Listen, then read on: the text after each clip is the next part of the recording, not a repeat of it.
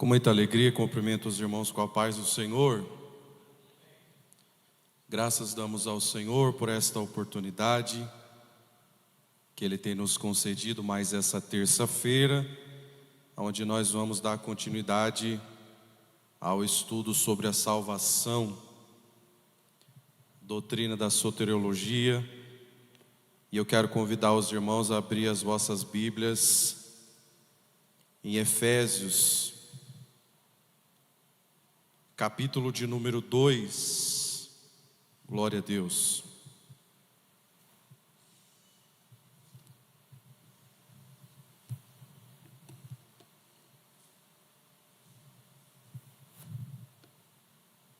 Efésios, capítulo de número 2, vou ler a partir do versículo de número 1, glória a Deus.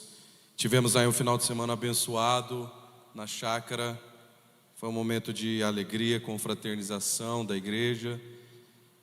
E eu acredito que Deus tem despertado-nos para estes momentos de comunhão. E nós devemos dar graças a Deus, porque Ele tem nos dado esse privilégio. Glória a Deus. Diz assim o texto: E vos vivificou, estando-vos mortos em vossas ofensas e pecados, em que noutro tempo andaste segundo o curso deste mundo, segundo o príncipe das potestades do ar, do espírito que agora opera nos filhos da desobediência, entre os quais todos nós também antes andávamos nos desejos da nossa carne, fazendo a vontade da carne e dos pensamentos, e éramos por natureza filhos da ira, como os outros também. Mas Deus, que é riquíssimo em misericórdia, pelo seu muito amor com que nos amou, estando nós ainda mortos em nossas ofensas, nos vivificou juntamente com Cristo. Pela graça sois salvos, e nos ressuscitou juntamente com Ele, e nos fez assentar nos lugares celestiais em Cristo Jesus, para mostrar nos séculos vindouros as abundantes riquezas da sua graça, pela sua benignidade para conosco em Cristo Jesus.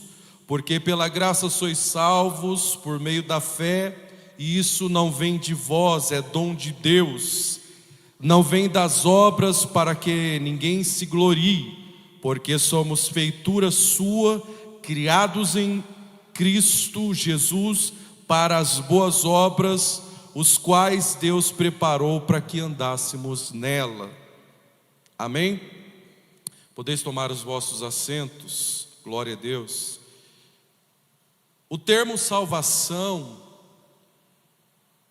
a palavra salvação, ela é comumente usada no mundo de forma vã, e alguns pegam para si esse termo como se fosse algo que trouxesse para ele, naquele instante, um alívio momentâneo, ou um alívio de uma situação em que essa pessoa está passando. É salvação. Fui salvo de um acidente, eu fui salvo de um assalto, e assim sucessivamente. Então essa palavra, ela está comumente usada em termos no mundo, mas também na forma religiosa. Muitos adeptos de várias seitas e religiões fazem uso dessa palavra, trazendo para si a responsabilidade de que também há uma salvação dentro daquele ambiente em que essas pessoas estão inseridas, né? Os católicos acreditam na salvação, os budistas acreditam na salvação da condição humana através da purificação do espírito, os espíritas acreditam que o homem vai ser salvo da sua natureza má após passar por inúmeros processos de reencarnação até atingir o status de um espírito de luz, como foi e como eles dizem que Jesus alcançou esse status. E até a Bíblia vai dizer que os homens querem chamar para si a salvação apontando para os seus deuses, aquilo que eles determinam que acontecerão com eles a partir dos seus deuses. Então, o Salmo 115 vai dizer: não a nós, Senhor, não a nós, mas ao teu nome seja dado toda a glória, por amor à tua verdade e à tua benignidade. Porque dirão as nações: aonde está o nosso Deus? Embora as nações tenham seus próprios deuses, eles olham para nós e eles dizem: aonde está o nosso Deus? E aí o salmista vai continuar respondendo: o nosso Deus faz tudo o que lhe apraz. É tanto dele o querer, como diz a Bíblia, quanto o efetuar. Ou seja, Deus quis nos salvar e ele arrumou meios para que isso acontecesse. Aonde está o vosso Deus? O nosso Deus está nos céus e ele faz tudo o que lhe apraz. Mas os ídolos dos homens são de ouro, prata, madeira, bronze. Tem pés que não andam, mãos que não apalpam, nariz que não cheiram, ouvidos que não ouvem, olhos que não veem, e nenhuma palavra sai da sua boca. E as pessoas que colocam esses deuses no seu ombro para conduzir em procissão ficam semelhante a eles. Mas a Bíblia diz que o nosso Deus está sentado sobre o globo da terra, que os seus olhos são como chama de fogo, que o seu rosto brilha muito mais que o sol ao meio-dia. E Isaías, reconhecendo a grandeza de Deus, diz que a mão dele não está encolhida para que não possa abençoar, nem os seus ouvidos agravados para que não possa ouvir. Então, quando alguém clama por ele, ele vai ouvir o clamor e vai estender as mãos e vai entregar a salvação para essa pessoa. Aleluia, glória a Deus. Então nós devemos estar preparados para responder qual é a razão, a causa da nossa declaração de fé. Por isso que o texto vai dizer que nós cremos, professamos e ensinamos.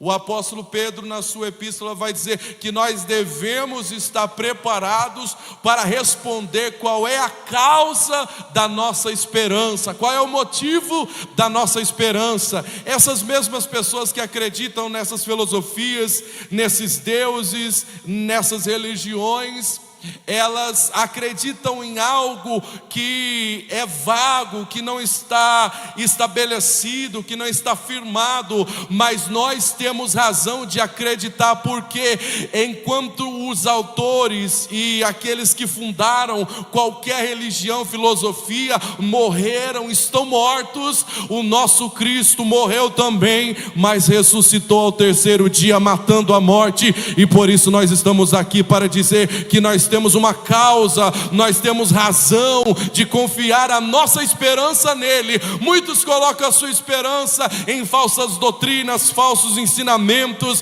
falsos deuses, mas nós colocamos a nossa esperança no Senhor Todo-Poderoso. Glória a Deus. Essa epístola, a epístola de Paulo aos Efésios,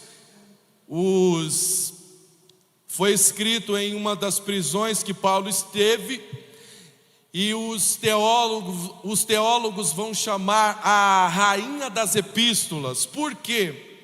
Porque aqui está contido o que eles vão chamar o suprassumo das revelações que Deus deu a Paulo. Do capítulo 1 ao capítulo 3, Paulo vai falar de descanso. Ele não fala de trabalho.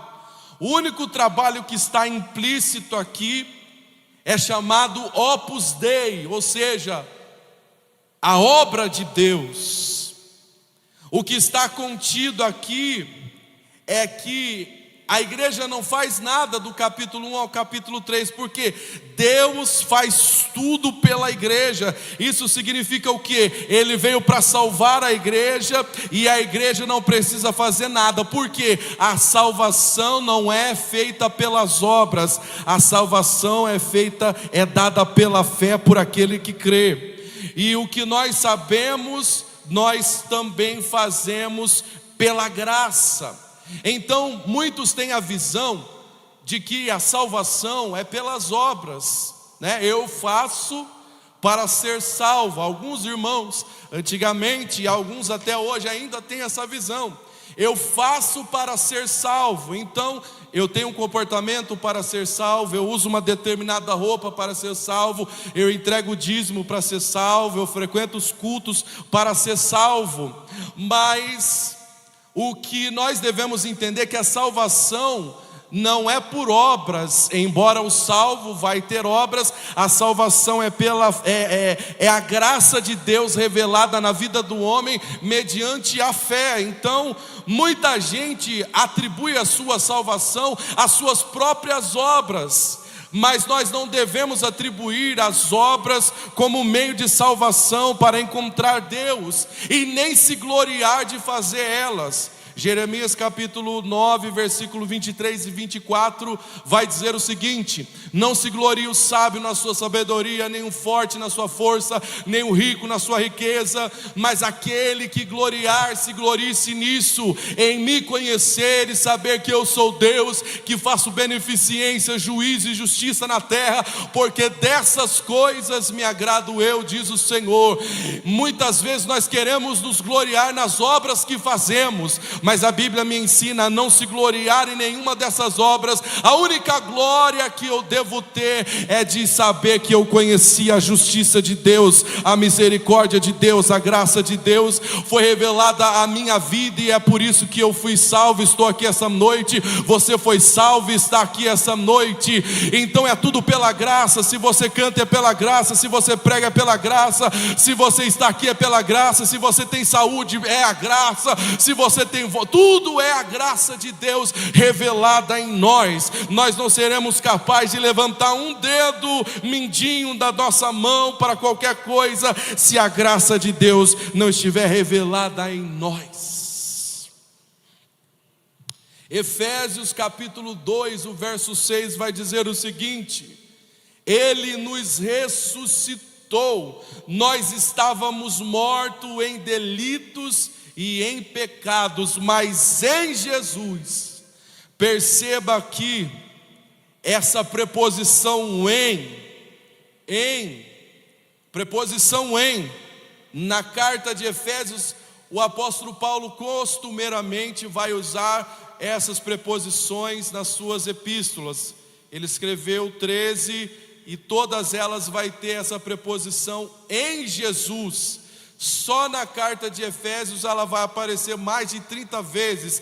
Em Jesus nós fomos salvos. Em Jesus nós fomos ressuscitados. Em Jesus nós fomos alcançados, porque é por Ele, por intermédio dEle, para Ele são todas as coisas. Ninguém vai a Deus, ninguém alcança a salvação se não for por intermédio de Jesus.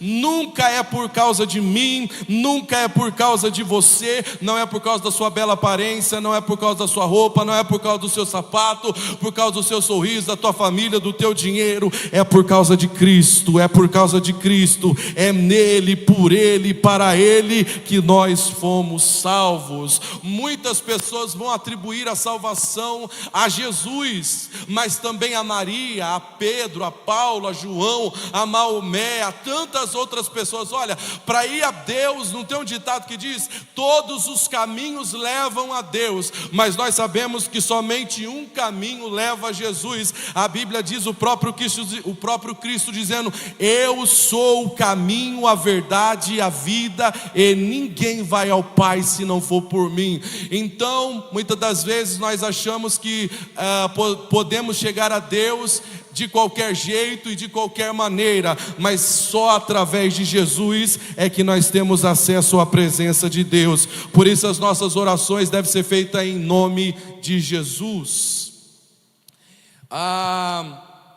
Dentro dessa visão, é interessante pontuar que Deus não foi pego de surpresa, né? Alguém vai dizer, se Deus sabia que o homem faria tudo isso, então quer dizer que Ele não está no controle de todas as coisas. Mas nós sabemos que a salvação do homem, ela já foi anunciada antes da fundação do mundo. Antes do próprio homem ser feito, o cordeiro já estava imolado. Dentre os atributos incomunicáveis de Deus, a onisciência, nós vamos ter aí, o que é a onisciência? Deus sabe de todas as coisas. E dentro da onisciência vai ter a presciência, que Deus sabe de todas as coisas antes que ela aconteça. Para Deus, passado, presente e futuro não tem diferença. Nossa mente precisa dessa.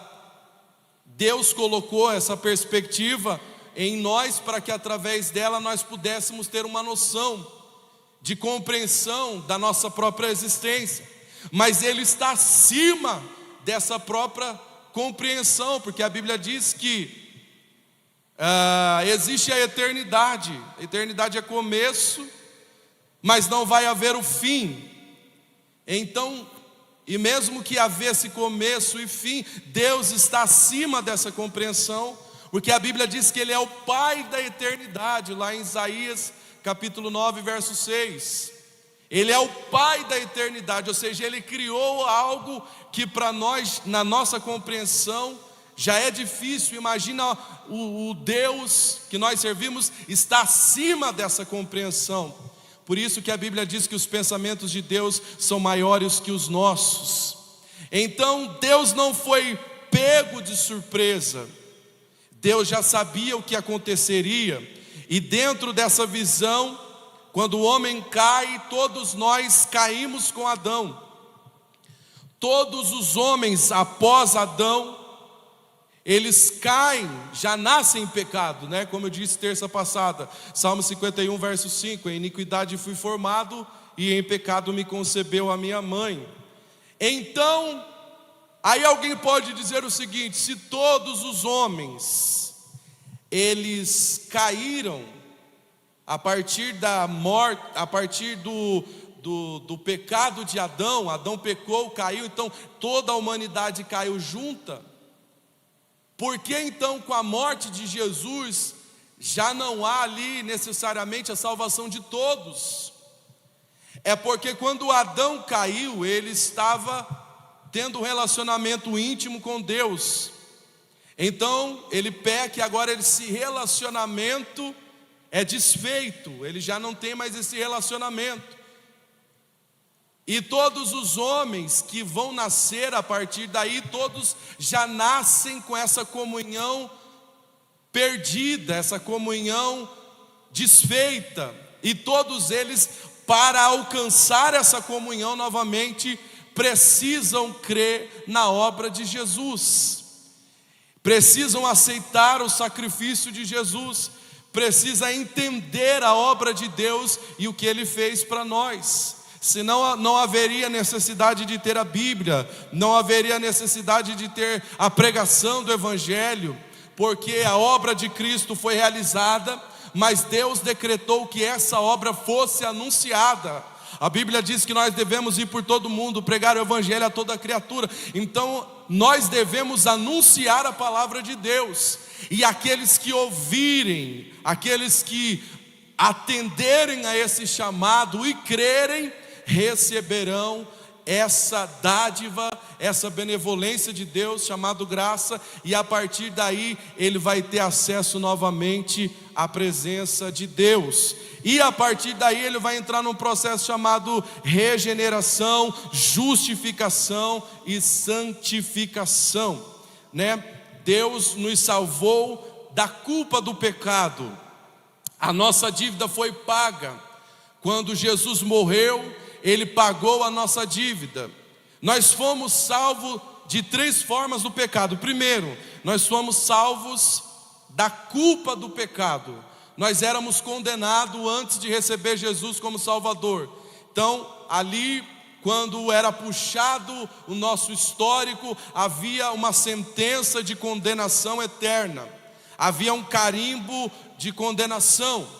Quando Jesus vem e Ele realiza o sacrifício substitutivo em nosso lugar, nós éramos Barrabás, e ali Jesus assumiu o nosso lugar, como Ele assumiu de Barrabás, pagou a nossa dívida, cancelou essa culpa, e a partir de agora nós recebemos de Deus o perdão dos nossos pecados. Quando Jesus faz isso, Ele traz para nós o direito de recebermos a salvação e a vida eterna. Antes do sacrifício, antes de nós recebermos o sacrifício, Deus olha para nós e a sua justiça demanda que Ele venha realizar em nós aquilo que manda a sua palavra, a condenação. Então o homem vai ser condenado pelos seus próprios erros, pelos seus próprios pecados. Mas quando nós recebemos a Jesus como nosso Senhor e Salvador, a partir dali nós recebemos a marca do sangue de Jesus. E Ele olha para nós agora e ali está constando: pecado perdoado, você não deve mais nada, a sua dívida está paga, a partir de agora você tem acesso à vida eterna. Nós também estamos salvos do poder do pecado. O pecado já não pode dominar a nossa vida mais. Mas aí surge uma questão. Quando nós aceitamos Jesus, entregamos a nossa vida ao Senhor, paramos de pecar? Deixamos de pecar, nunca mais a gente peca? Nunca mais a gente erra? Então qual é a diferença daquele que serve a Deus do ímpio, já que o ímpio também peca?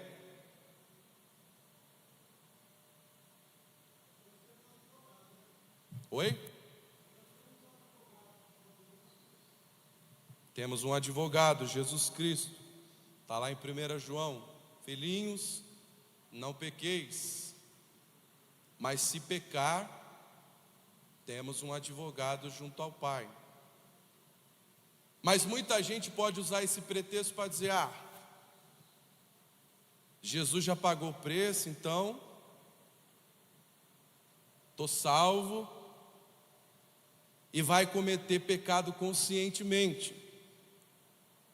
Quando nós falamos que nós fomos salvos do poder do pecado, é que a diferença entre aquele que peca no mundo e aquele que comete um pecado, a propósito, o pecado na vida do crente não é planejamento de vida, não é estratégia de vivência. O pecado na vida do crente é um acidente. Ele não planejou, aconteceu, sobressaltou sobre ele aquela situação e acabou acontecendo. A diferença entre o pecador no mundo e aquele que está dentro da igreja é entre prazer e tristeza. O homem que peca no mundo, ele sente o quê? Prazer no seu pecado. Então ele trai a sua esposa, aí ele vai compartilhar com os amigos: olha, traí, peguei a fulana, a beltrana. Vai lá na jogatina, joga, e tem aquele sentimento prazeroso de ganhar naquele jogo de azar. É um sentimento prazeroso. Bebe, traz aquele sentimento de prazer, está sempre ali querendo alimentar aquele prazer. O homem e a mulher que peca dentro da igreja, qual é o sentimento que vai recair sobre ele? Tristeza. Ele não vai sentir satisfação e nem prazer, ele vai se sentir a sua alma entristecida, o seu espírito caído, um peso sobre as suas costas. Imediatamente após o pecado, ele vai se sentir triste, ele vai se sentir abatido, vai se sentir caído. Se você é uma pessoa que peca, irmão, e não tem consciência de tristeza, reveja se você realmente teve um encontro com Jesus, porque é impossível ter um encontro com Jesus, cometer um pecado e não se sentir triste. Mas eu quero dizer para você que mesmo que você cometeu um pecado, Jesus está aqui para perdoar os nossos pecados. Tem gente que acha que não pode ser perdoado. Ele cometeu um pecado e ele fica sapateando em cima daquele pecado, aquela ferida que vira um tumor, que vira uma coisa penosa, ele carrega aquilo por anos. Meu irmão, esse pecado já foi perdoado na cruz. Se você verdadeiramente se sentiu triste, confessou o teu pecado a Ele, você foi perdoado.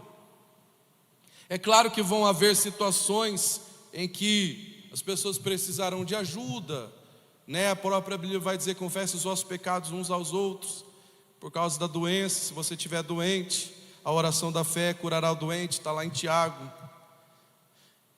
Seremos salvos da culpa do pecado, do poder do pecado. Somos salvos da culpa do pecado, estamos sendo salvos do poder do pecado e seremos salvos da presença do pecado. 1 Coríntios capítulo 15, a partir do verso 51. 1 Coríntios capítulo 15, verso de número 51. Eis aqui, vos digo, um mistério: na verdade nem todos dormiremos, mas seremos transformados, porque convém que isto, no momento, no abrir e fechar de olho, ante a última trombeta, porque a trombeta soará e os mortos ressuscitarão incorruptíveis e seremos transformados. Porque convém que isto que é corruptível se revista da incorruptibilidade, e o que é isto que é mortal se revista da imortalidade. E quando isso que é corruptível se revestir da incorruptibilidade, isso que é mortal se revestir da imortalidade, então cumprir-se-á a palavra que está escrita: tragada foi a morte na vitória. Onde está a morte, o teu aguilhão? Onde está o inferno, a tua vitória? Ora, o aguilhão da morte é o pecado, e a força do pecado é a lei. Mas graças a Deus que nos dá vitória por nosso Senhor Jesus Cristo. 58.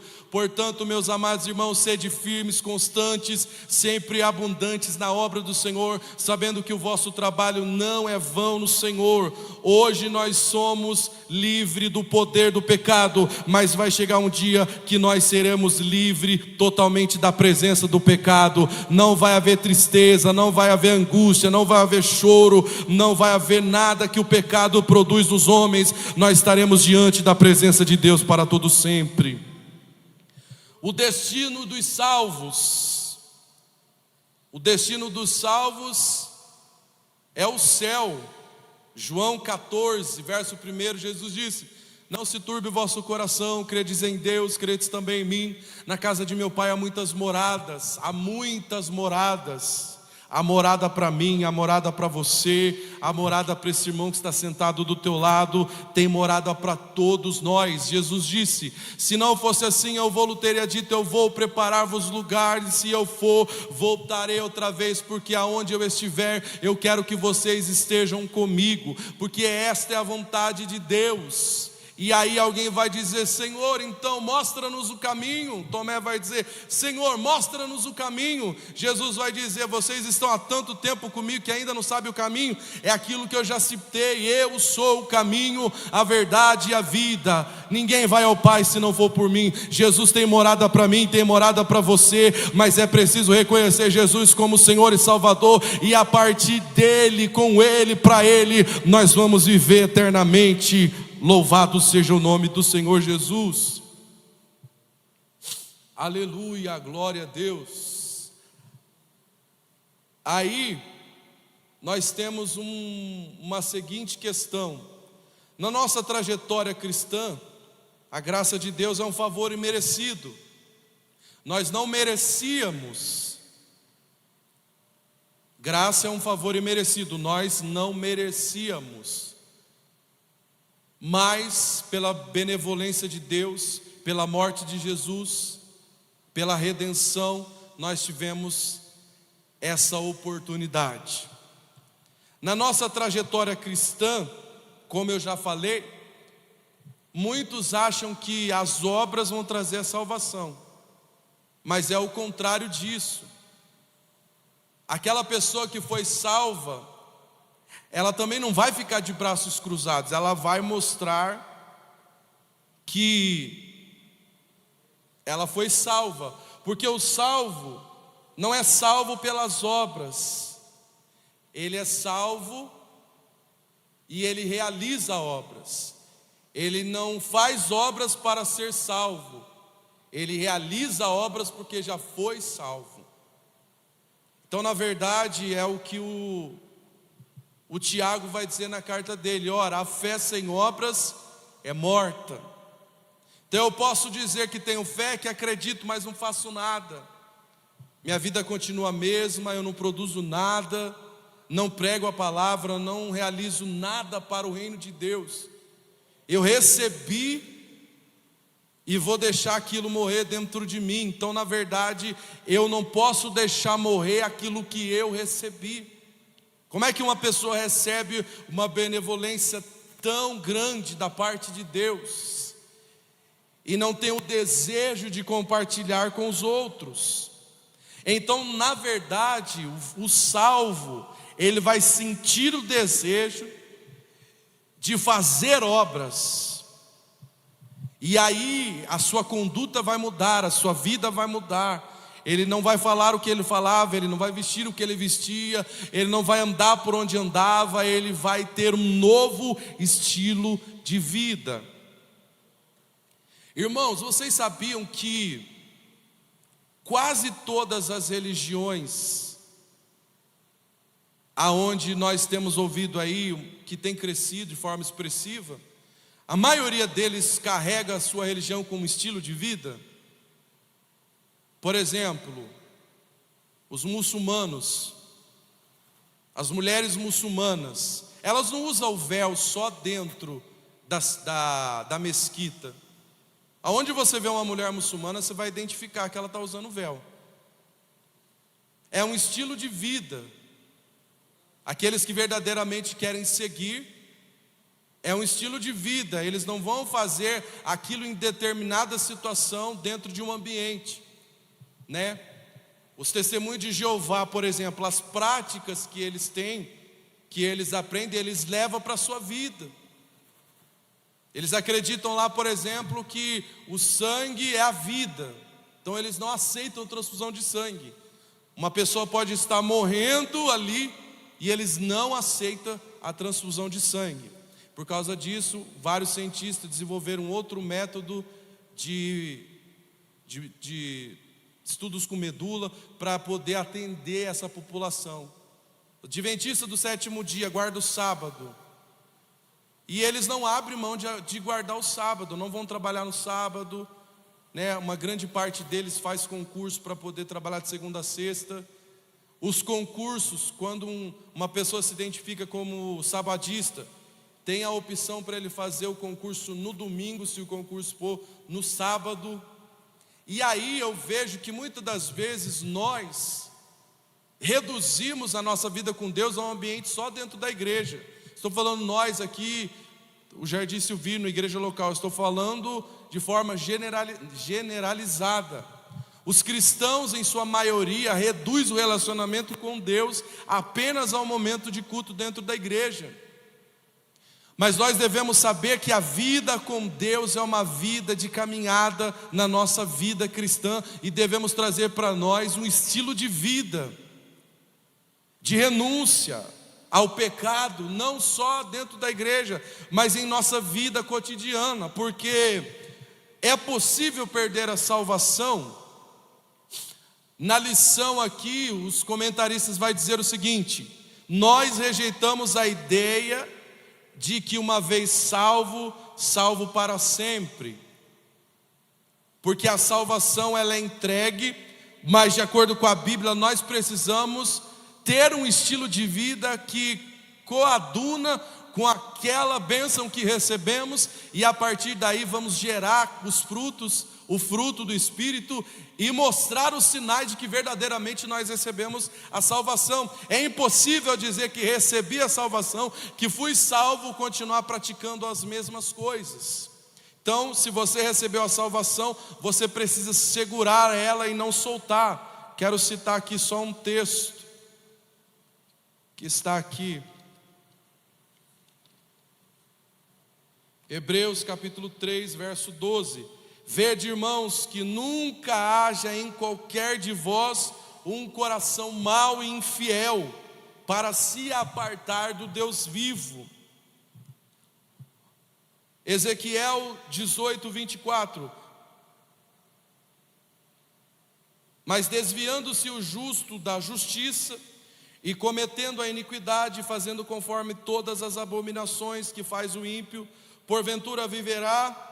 De todas as justiças que tiver feito, não se fará memória na sua transgressão com que transgrediu, e no seu pecado com que pecou, nele morrerá. 1 Coríntios capítulo 10, verso 12. Aquele, pois, que cuida estar de pé, olhe que não caia. Então é possível cair, é possível perder a salvação, é possível cair da graça e receber condenação eterna, porque essa mesma visão, uma vez salvo, salvo para sempre, tem trazido confusão com relação à eleição e à predestinação. Efésios capítulo 1, verso 4 e 5 diz o seguinte: porque na verdade, por que esses pregadores dessa visão pregam isso, né, os calvinistas? Eles dizem que uma vez salvo, salvo para sempre, porque Deus elegeu já lá antes de tudo as pessoas que seriam salvas. Então, como Ele decretou que elas seriam salvas, impossível elas perderem a salvação. Deus já havia predestinado essas pessoas para a salvação. Então, Efésios capítulo 1, verso 4 e 5 diz: como também nos elegeu nele antes da fundação do mundo, para que fôssemos santos e irrepreensíveis diante dele em caridade, e nos predestinou para filhos de adoção por Jesus Cristo para si mesmo, segundo o beneplácito da sua vontade. Na verdade, essa questão da eleição, nós precisamos voltar ao que eu falei dentre os atributos de Deus, a onisciência. Nós vamos ter aí a presciência, é Deus saber as coisas de antemão. Deus sabendo as coisas de antemão, existem duas formas de pensar isso. A presciência de Deus é determinativa ou constatativa. Para eles é determinativa. Deus determinou as pessoas que seriam salvas. Para nós, arminianos, é constatativa. O que isso significa?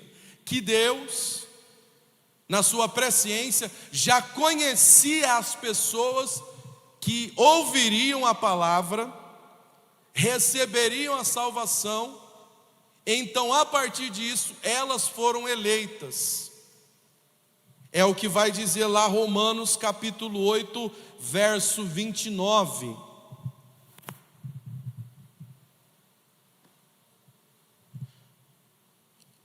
Romanos capítulo 8, verso 29, diz assim: porque os que dantes conheceu, ou seja, Deus já havia, pela sua presciência, conhecido as pessoas de antemão que receberia a mensagem, a palavra e aceitaria, também os predestinou. Ou seja, Deus elegeu em sua presciência as pessoas que ouviriam e receberiam a salvação, e a partir disso predestinou para serem conforme a imagem do seu Filho, a fim de que dele seja o primogênito dentre muitos irmãos. Essas pessoas, o verso 30, que os predestinou, a estes também chamou, e os que chamou a estes também justificou, e aos que justificou, a este também glorificou. Então, meus irmãos, nós temos a oportunidade de ouvir e crer. Crendo, nós vamos receber a graça de Deus, e a partir daí seremos diante de Deus justificados, perdoados, e viveremos uma vida livre da condenação do pecado. Mas para isso eu preciso verificar a minha vida cotidiana.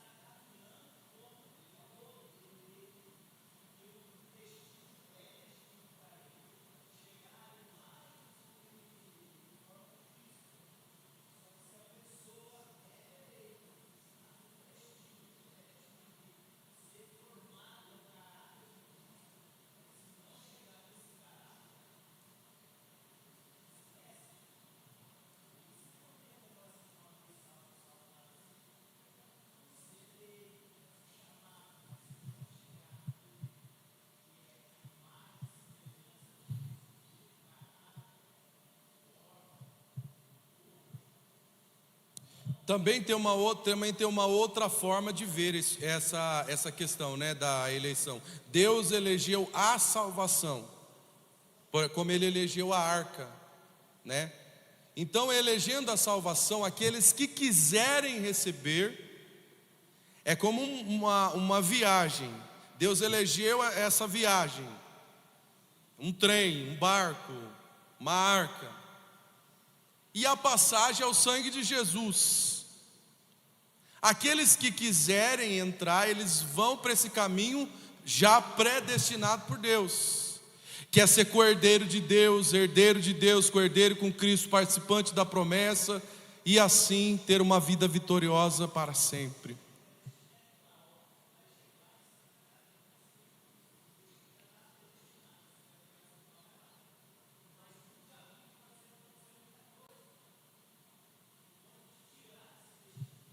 Sim, exatamente.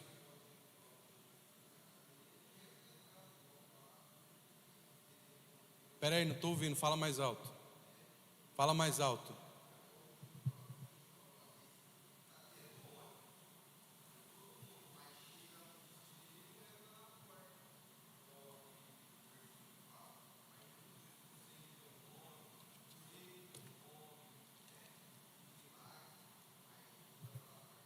É possível ouvir o chamado de Deus e recusar. A Bíblia vai dizer: quantas vezes eu quis te ajuntar, mas tu não quisestes me ouvir. E aí vamos ter inúmeros textos aonde as pessoas receberam a graça, receberam a mensagem e recusaram. Graça resistível, porque muitos dizem que a graça é irresistível. Quando você recebeu aquele chamado, foi tão irresistível que você não suportou e veio. Mas tem gente que ouve esse mesmo chamado, sente esse mesmo toque e não atende o chamado. Então a graça é irresistível. E aí nós usamos muito esse texto aqui de Romanos 8, O pessoal distorce muito, né, usando em mensagens de prosperidade. Mas aqui está falando quando nós aceitamos o sacrifício de Jesus, Romanos 8,31. Que diremos, pois, essas coisas? Se Deus é por nós, quem será contra nós? Aquele que nem mesmo o seu próprio filho poupou, antes os entregou por todos nós, como não nos dará também com ele todas as coisas? Quem tentará acusação contra os escolhidos de Deus? É Deus quem os justifica, quem os condenará? Pois é Cristo quem morreu, antes ressuscitou dentre os mortos, o qual está à direita de Deus e também intercede por nós. Quem nos separará do amor de Cristo? Aí aqui é a vida cotidiana, a morte, a tribulação, a angústia, a perseguição, a fome, a nudez, o perigo, a espada. Muitas dessas coisas afastam muita gente de Cristo.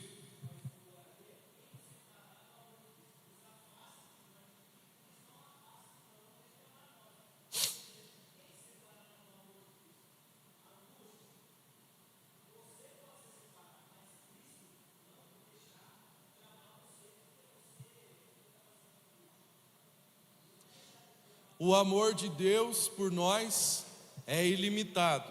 Não tem nada que você faça mais ou menos que vai fazer Deus amar mais você. Porque tem gente que diz assim: eu vou orar tantas horas para Deus me amar mais, ou eu vou fazer isso, vou fazer aquilo. Claro, orar bastante é bom, é bênção, se separar e tal. Mas nada disso vai fazer Deus amar mais ou menos. Ele amou todos igual. A Bíblia diz, João 3,16, para finalizar: porque Deus amou o mundo de tal maneira que deu seu Filho unigênito para todo aquele que nele crê não pereça, mas tenha vida eterna. Terça-feira passada eu falei sobre essa palavra crer.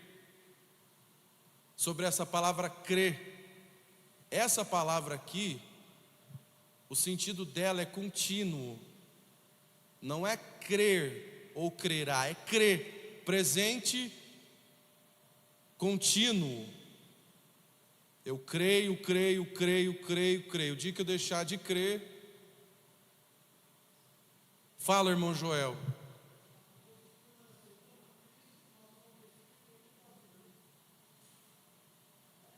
Sim.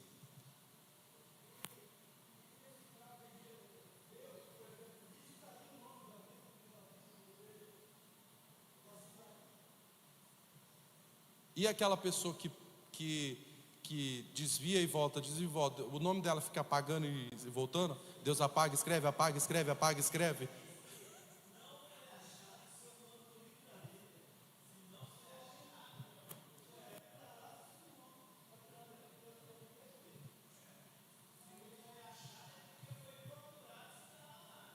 E tem um texto que fala assim: Senhor, no teu nome eu curei, fiz, realizei.